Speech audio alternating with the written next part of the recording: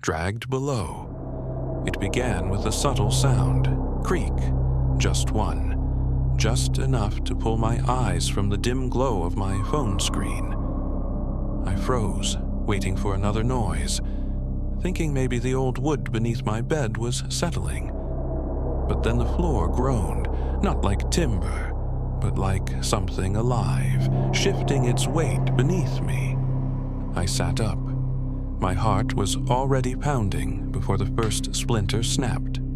The floorboards beneath my bed twisted, bulged upward like something was trying to push through. Then, without warning, they split wide open. A clawed hand shot out, gripping my ankle with unnatural strength. Before I could scream, the entire floor collapsed, pulling me and the bed into darkness.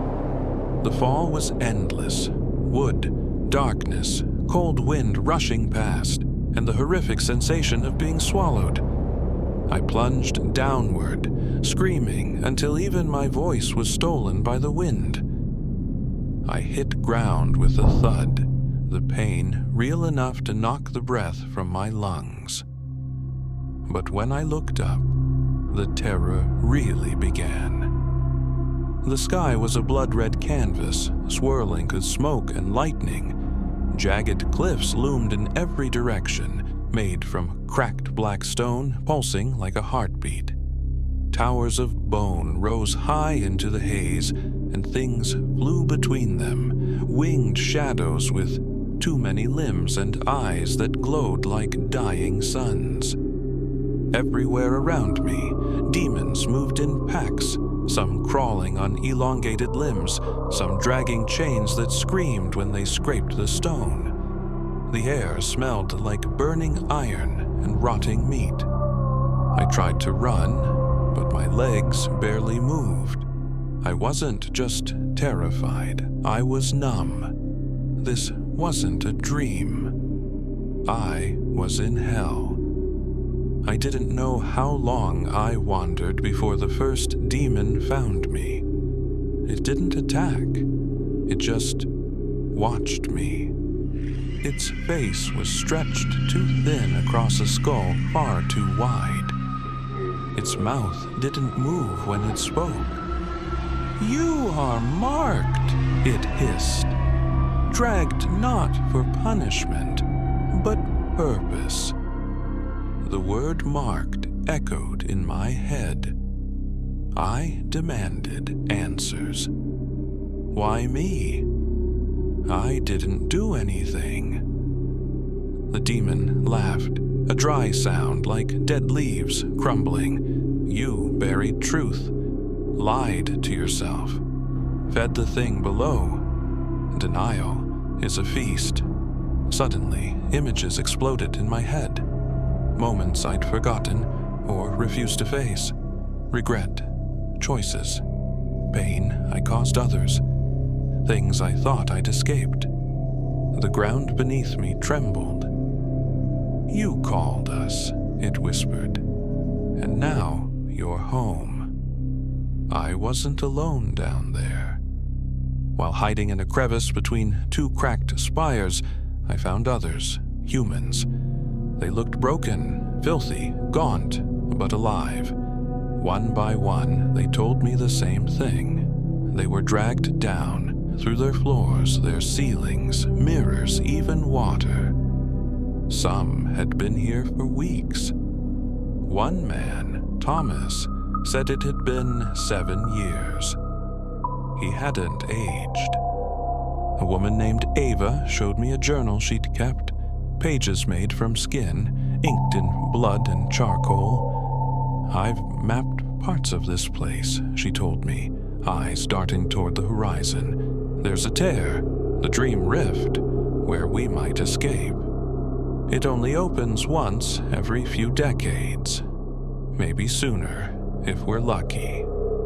I didn't ask how she knew that. I just nodded. We formed a plan. We'd steal a key from the chain warden, a demon who wore it around his neck, forged from souls and metal. Then we'd climb the wailing spire, use the key to unlock the gate at the rift and jump through before it's sealed. We scavenged weapons, mapped patrols, memorized routes through the shifting labyrinth of suffering. Every night, we trained in whispers. Every day, we watched one another with quiet dread, unsure who would survive. Ava smiled once, just barely. If we fail, we become part of the landscape. Literally. The night of the rift came fast. The red sky split, revealing a rift of deep blue light, something I hadn't seen since I arrived. Hope. We moved. Marcus, one of the tougher guys, wrestled the chain warden while Ava grabbed the key. Demons howled.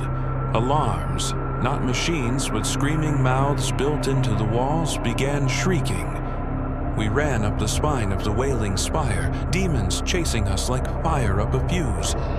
Thomas slipped. Marcus stayed behind to buy us time. His screams haunted me long after we reached the top.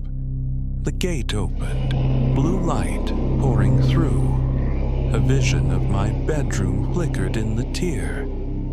Ava pushed me. Go! I dove headfirst into the rift, and everything went white. I woke up in my bed. Same room, same shadows. My phone was on the floor, cracked. My lamp flickered. It was 3:33 a.m. Had it all been a dream? I ran to the bathroom. My face was pale. Dirt under my nails. Cuts on my arms that hadn't been there the night before. My heart wouldn't stop racing. Still, I was home. I collapsed onto the floor, laughing, crying, shaking. I swore to change, to live differently. To be honest with myself, I'd been given a second chance. But that feeling didn't last long. It started with the smell. Not just sulfur. Smoke. My curtains were smoldering at the edges, even though they weren't burning. The air shimmered. I looked out the window and saw the sky, not the night sky, not stars. It was red. The towers were there too, spires of bone and fire in the distance, replacing the trees behind my house. My neighbor's home was a twisted ruin. I screamed, but no sound came.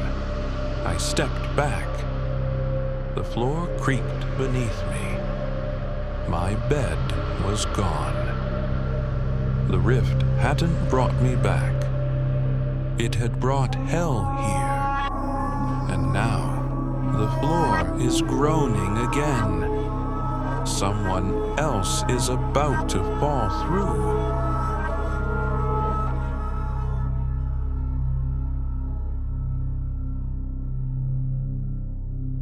Thank you for listening.